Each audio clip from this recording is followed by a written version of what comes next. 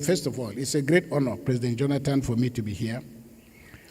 When you took that decision on March 31st, 2015, it's written a little book, which you should read, My Transition Hours.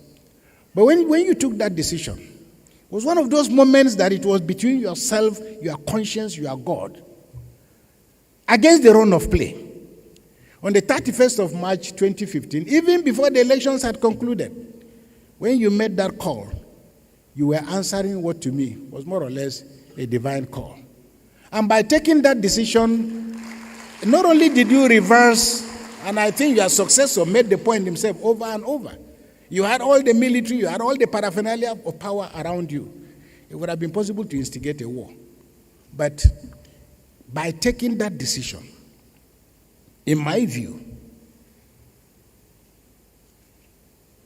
the people of Athens entrusted into your hands a touch of hope, a touch of what democracy should look like. The honor, the dignity, the sense of sacrifice. That is what democracy is all about. You illustrated that. And it's the reason why when you call, I will come.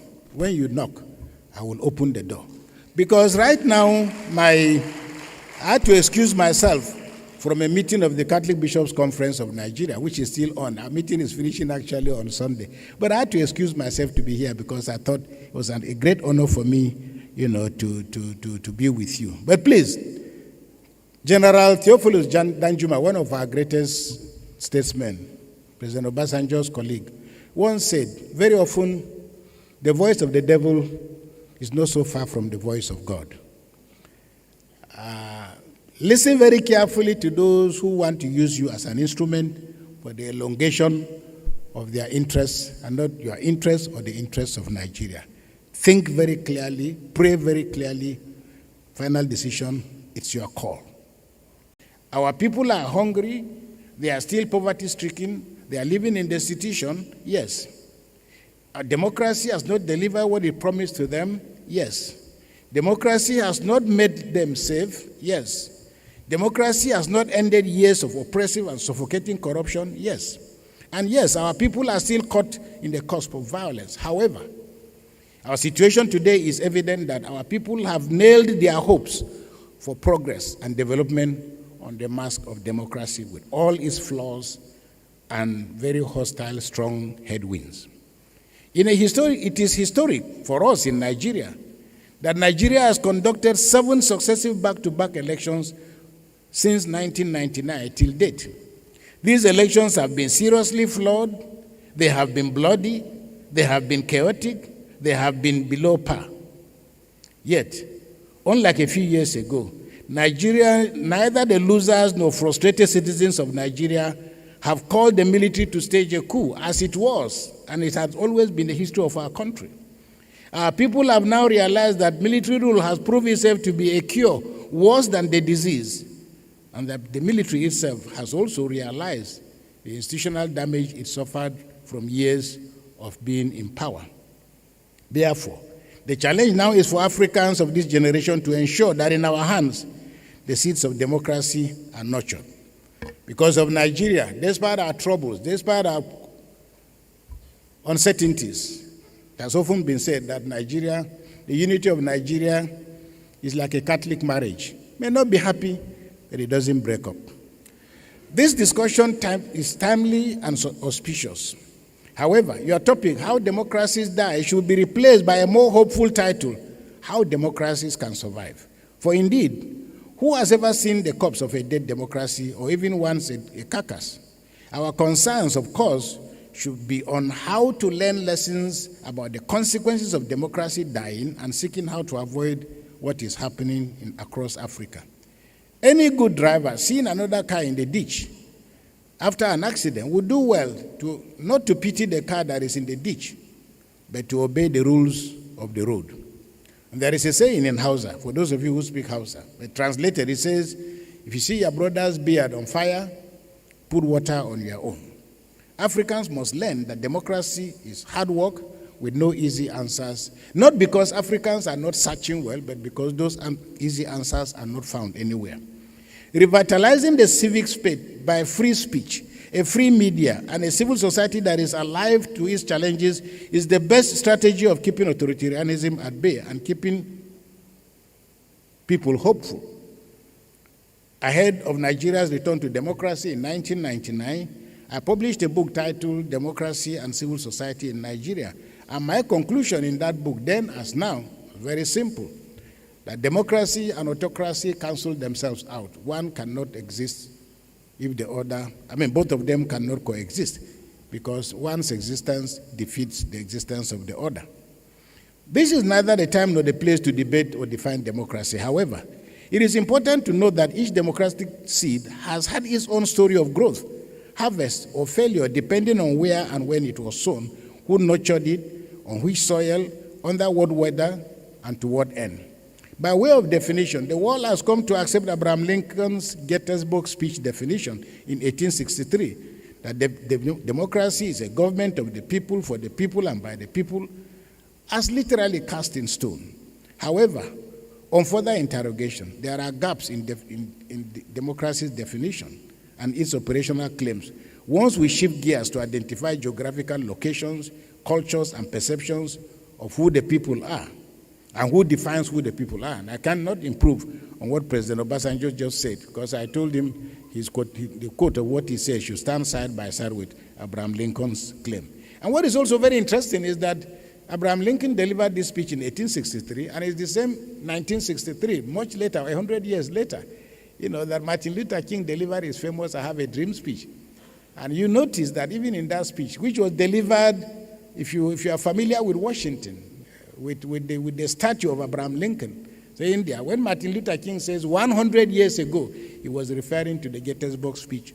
But of course, he makes the point that 100 years later, all the promises that were made or conceptualized in that speech have never really been realized. And I think we can repeat the same thing, that there's always a distinction and a dissonance between the claims of politics and political rhetoric of when people are in campaign and the realities when governance takes off. So for me, fundamental to how democracy grows and is appreciated is the need to develop a political culture. But of course, we accept and we also know that systemic and consistent interruptions of this process by the military in Africa has created a sense of a culture of cynicism among our people. So if we are concerned about how democracies die, then like all dreams, we must accept the causes are not the same. Because why X died is not the same with why B is alive. Therefore, when we speak of institutional fragility, shrinking spaces, the weakening and dismantling and weakening of democratic system, do we see them as causes or consequences of the death of democracy? In other words, are we perhaps confusing the symptom with the disease? Particular diseases do not kill everyone. Not everybody who is suffering from cancer necessarily dies. Some people live longer. Not everybody people die of malaria. People die of all kinds of things. How do we explain the fact that the same sickness strikes one person, kills the person, but then other people are able? The medical people will tell you it depends on your immune capacity. Therefore, during the period of COVID, for example, the records seem to suggest, not necessarily, but at least that's what the doctors were saying, that most people who died during COVID had other underlying ailments, which COVID simply exploited. And I think we can therefore say the same thing about democracy, that its capacity and ability to survive depends on what are the underlying socio-economic, cultural conditions around which democracy is supposed to grow. In the last 20 or so years, the world has witnessed reversals and decline in many countries in Europe and America. We have witnessed the rise of what is now called illiberal democracies, sustained by right-wing hate groups. We are witnessing the rise of terrorism around the world. Although all of these pose severe threats to democracy, I would rather that we speak of the challenge to democracy rather than its death. In my view, as long as humans exist, there will always be democracy. If we see democracy from the point of view of its leaders, presidents, institutions, parliaments, senators, senate presidents, political associations, political parties, then we can contemplate its death, because all of these institutions are subject to human mortality. However, when we see democracy as part of the human instinct, thirst, hunger, and quest for love, for fairness, for integrity, for a sense of belonging, for community and family, then as long as these ideals exist and they sustain and define humanity, democracy cannot die. The democratic instinct and ethos is already embedded in our DNA. To be sure, politicians and political parties, parliaments, constitutions can be banned or destroyed, as we have seen with autocrats in uniform or out of uniform. But the human instincts that are supposed to nurture cannot die. We can therefore argue that certain types of structures for the pursuit of human happiness, security, and well-being could collapse in the hands of wicked men and women, but others will spring up. Democracies might die in form, just as food, arts, social habits differ among our peoples and countries, but the essence still remains the same. Now, you heard about Nigerians' jollof rice. Ghanaians are free to produce a poor copy, but still jollof rice. But when you know yourself that when you eat jollof rice in Ghana, when you eat jollof rice in Kenya, you know that they are just practicing. The problem of many African countries, but you might say jollof rice is jollof rice, but there are differentiations. The problem with many African countries is that they never really experience successful transitions. After colonial rule, and I think, again, my friend, Professor Ihonvere, has written extensively about this, that is the assumption that we have that we transited to democracy. No, transition from dictatorship is not logically transition to democracy. In part because, as we saw with successful transition, especially by the military, they still managed to embed within the system of transitions landmines that later on exploded to send us back to the bottom of the hill. So we went through rudimentary elections, but we never even developed a political culture. Africa transited from colonialism, military dictatorship, but did not successfully transit to democracy. The military often sowed many landmines. So when Western liberal democracies, which we have adopted across Africa, with their focus on free markets, when we neither have the freedom nor the markets, presupposes a capitalist economy when we don't have the capital, focusing on such concepts like transparency, accountability, a free media, human rights, a free judiciary, rule of law, and a lot of talk about fighting corruption. The elevation of these concepts does not address other fundamental cultural factors that blur the lines in many African cultural discourse. And there are many people here, I'm sure President Obasanjo will also assign on to that in many African languages, for example, Western liberal democracy insists that opposition is institutionalized as part of democracy. But for many African countries, we're struggling, we're thinking in English, but unable to speak in vernacular. Because what does really opposition mean? And of course, many people will argue that because opposition is read in the vernacular as somebody who is an enemy, that is why it is easy for the reflex of the African politician to want to either bump off anybody who poses himself as an opposition. But of course, the system itself is not attractive because I served as a member of the Electoral Reform Committee in Nigeria. One of the things we saw was that you had cases where, for example, the dominant political party is such that everybody has to belong.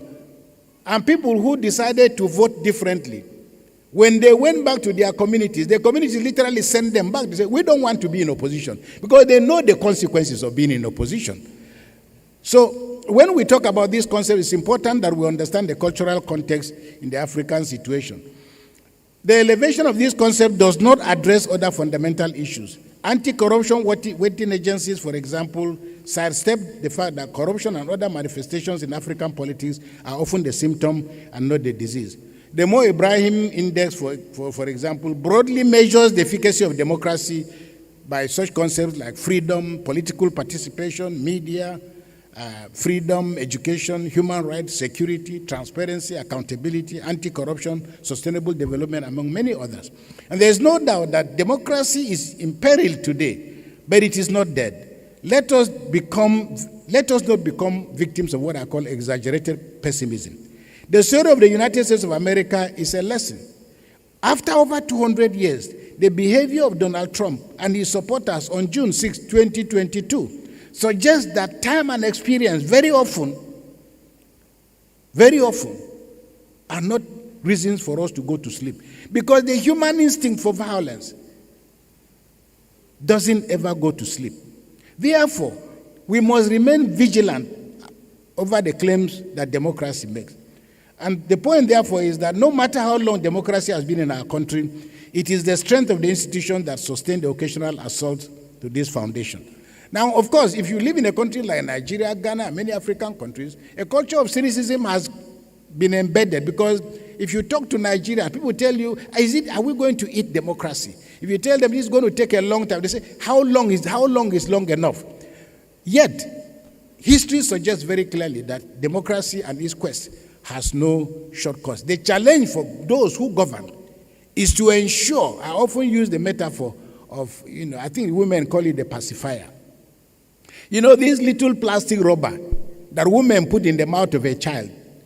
The child is sucking the rubber. There is nothing inside the rubber. But at least it enables the mother to continue cooking without disturbance.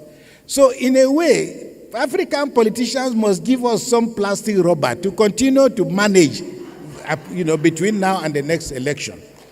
Democracy's womb possesses many seeds, the good, the bad, and the ugly.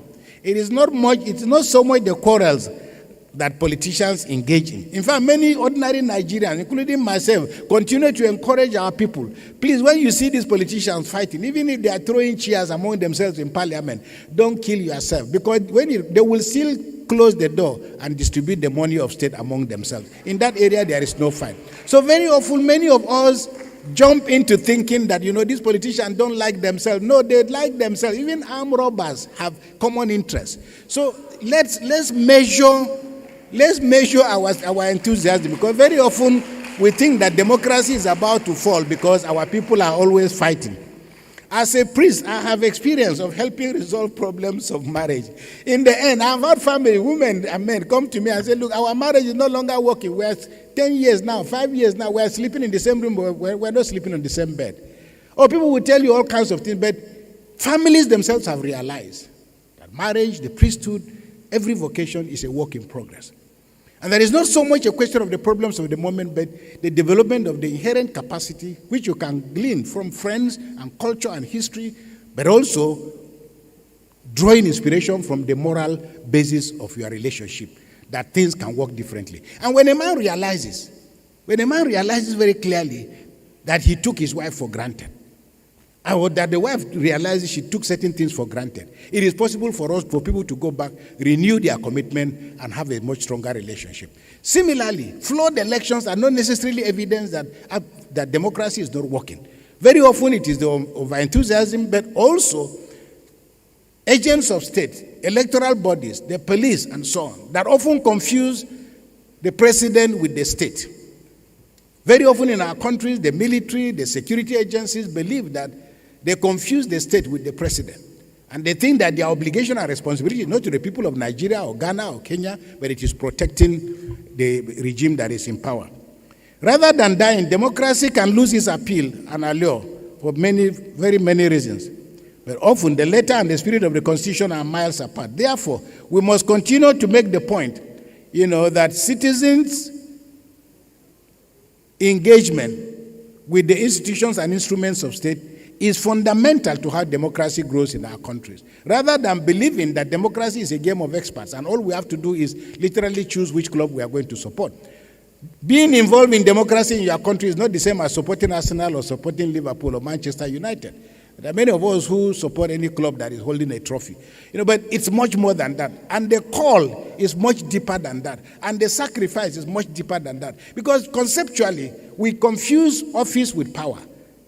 Okay? There are people who are in office, but they are not in power. There are people who are in power, but they are not in office.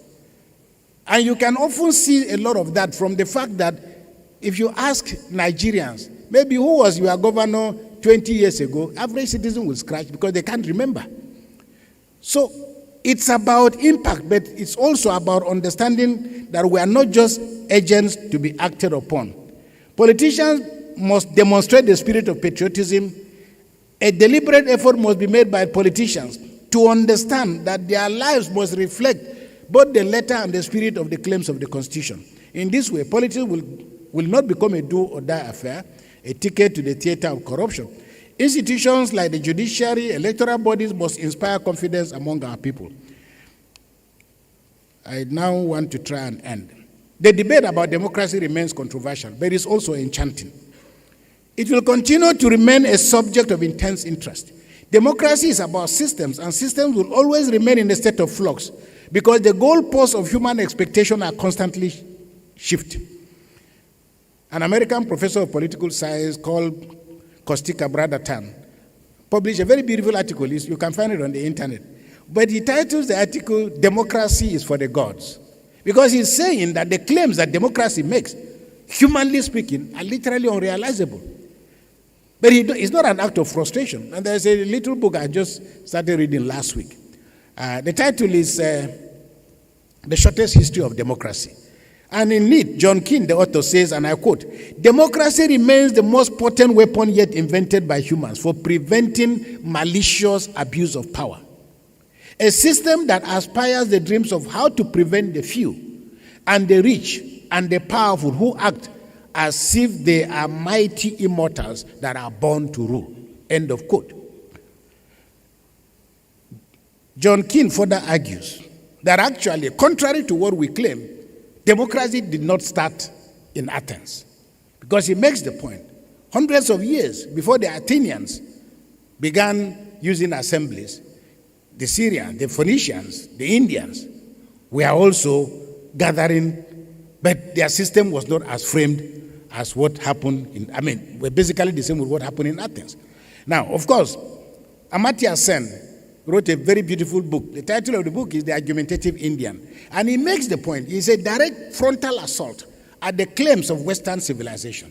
And Amartya Sen said, look, we as Indians, we are always arguing for 10, 20 hours so don't give us the impression that we are supposed to learn any of these things from. So it speaks to the need for us in our democracy to also deal with practical issues of what are the cultural surroundings around which we make our claims. I wish to conclude by arguing that contrary to the notion of democracy dying, we should focus on addressing the usage of the various models for the achievement of the goals of human development. Democracy is subject to toxicity, it is subject to decay, to rot, to fracture, but not to death. Democracy will never die. There will be bad elections. But the only cure to a bad election is another election. Often, those who pose the greatest threat to democracy are the elected officials who often, as one of our Nigerian politicians, a friend of mine who died just about last month, Mr. Audu Ogbe, who once said that, he said to me, Nigerian politicians believe that people vote for us to enjoy on their behalf. So the assumption that politicians have that the rest of us who voted for you are so stupid and that all we are supposed to do is to stand and look at you in your beautiful cars, your beautiful houses, and we are all just spectators. All we can choose is which team are we going to clap for. Participatory democracy means participating in elections, but also participating in reaping, the outcome. So I therefore want to end by saying, first of all, it's a great honor, President Jonathan, for me to be here. When you took that decision on March 31st, 2015, he's written a little book, which you should read, My Transition Hours. But when you took that decision, it was one of those moments that it was between yourself, your conscience, your God, against the run of play. On the 31st of March 2015, even before the elections had concluded, when you made that call, you were answering what to me was more or less a divine call. And by taking that decision, not only did you reverse, and I think your successor made the point himself over and over.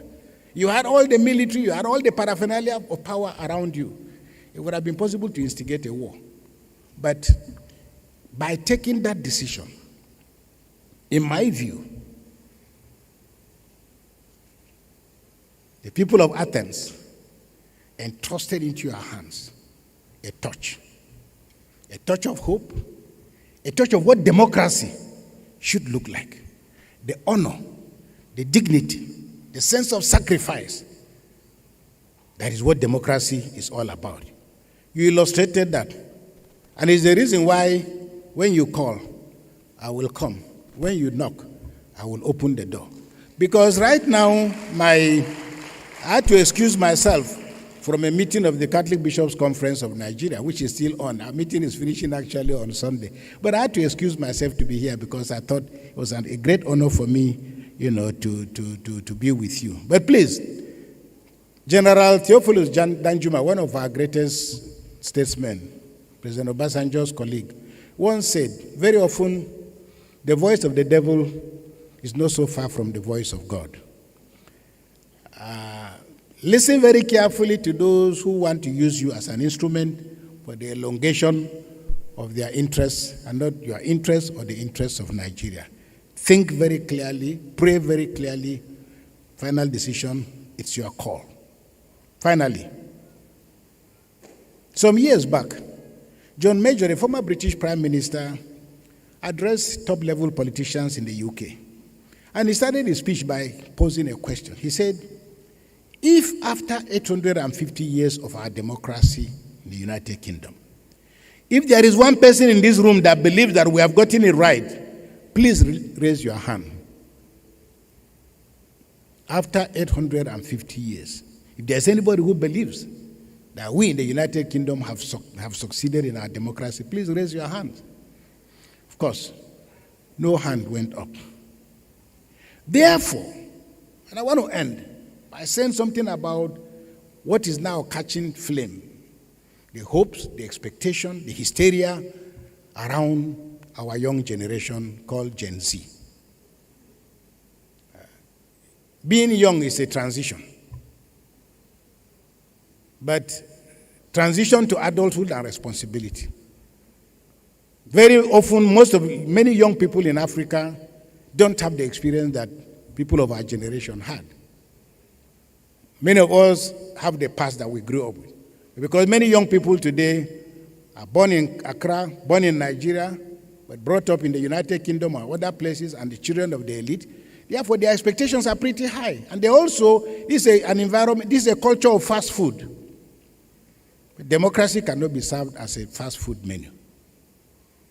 Taking responsibility to govern is not the same as wanting or aspiring to participate in the meal of corruption. Because very often, many young people in Africa, many groups that feel disadvantaged, rather than focusing on the real things, what do we need to do? What kind of discipline do we need to put in place? Because if you want to be president tomorrow, governor next tomorrow, we should see the signs today. There is a saying among the beggars in northern Nigeria, who are the Muslim beggars, that if Friday is going to be good, that is based on the gifts I will be given, I will see it on Wednesday. So if you want to be president of Nigeria or Ghana or your country, begin to study the mistakes that those who came from behind have made. Begin to understand the history, how this struggle has come through. It is no use to pretend that simply just knowing how to kick a football means that you can play like Messi. It's not going to be so. I remember I used to watch Ronaldinho when he was a young man. But Ronaldinho said sometime when he was being interviewed, he said, look, my brother and I, we used to spend 8 hours just practicing. So when you see Ronaldinho do the things he does with the ball, it's not because the ball is in his feet. So, I make the point. Tolstoy once said, all unhappy families are unhappy differently. The reason why democracies have failed somewhere may not be the same with the reasons why democracies have failed in our own situation. But democracy has survived through tough times and has suffered afflictions. Democracy has survived cancers. It has survived demagogues, mobsters, empires, emperors, narcissism, apartheid, and other forms of evil.